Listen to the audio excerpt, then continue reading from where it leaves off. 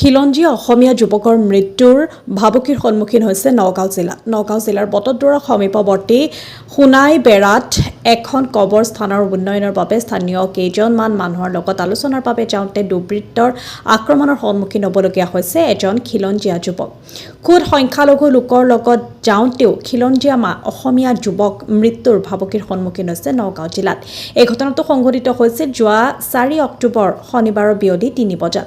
ঘটনাৰ বিৱৰণী অনুসৰি শনিবাৰে বিয়লিৰ ভাগত নগাঁও জিলাৰ বটদ্ৰৱা আৰক্ষী থানাৰ অন্তৰ্গত লালুং গাঁৱৰ দীপেন বৰদলৈ নামৰ যুৱকজনে মুশ্বাৰফ আলম আৰু মুছাব্বিৰ আলমক লগত সোণাইবেৰাৰ আতাবুৰ ৰহমানৰ ঘৰত স্থানীয় কবৰস্থানৰ উন্নয়নৰ বিষয়ে আলোচনা কৰিবলৈ যাওঁতে আছাদুল ইছলাম, মুকছিদুল ইছলাম আৰু হাৰুণ নামৰ 3জনীয়া দুৰ্বৃত্তৰ দলে প্ৰাণে মৰাৰ ভাবুকি দি খেদি আহিছে।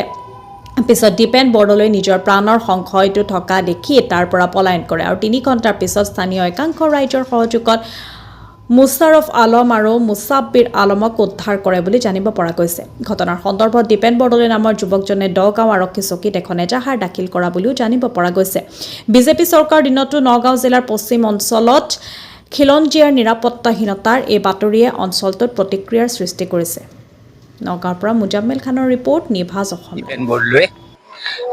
আমাৰ ঘৰত মানে গৈ কি নাম আছিলে সেই মানুহ 3জনে আছাদুলহঁতে কিবা এটা মানে এই গুৰুস্থানৰ মাটি পেলাৰ বিষয় লৈ মানে আমাৰ 3জনক মাতি আনিছিল ঘৰৰ পৰা।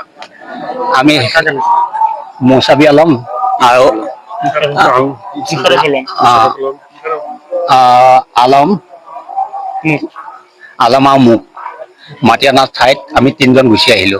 আহি কৰি লৈ তেখেতলোকে মানে মানুহে ঘৰত যায় কথা বতৰাবিলাক আলোচনা কৰিল। আলোচনা কৰাৰ পিছতেই কোন এজনে আহি পেলাই মানে চিধা মানে ধৰিব লাগে বুলি ইহঁতক ধৰিব লাগিব বুলি কৈ মানে ইহঁতক দুটাক মাৰিলে। তাৰপিছত আৰু এজনে আহি বোলে এইটো অসমীয়া আহিছে, অসমীয়াটোকো মাৰিব লাগে। কোন জেগাত হৈছিলে? এইটো শিমলুৱাটি। উপায় নাপায় মই লাষ্ট টাইম ভাগিবলগীয়া হৈ গ'ল। হয়, আজি ৰাতিপুৱা এই দগাঁও আউটপোষ্টৰ আণ্ডাৰত শিমলুৱাটি তাতে কিবা এটা আঞ্চলিক কবৰস্থানৰ কিবা এটা হেৰি হৈছে। তাত 3জন মানুহ আছাদুল, আতাবুৰ আৰু এজন হাৰুণ, তেওঁলোকে মানে মোক মাতি আছে যে আপোনালোকৰ কিবা আত্মীয় হয়, আহক অলপ ইয়াত আলোচনা এটা কৰিম।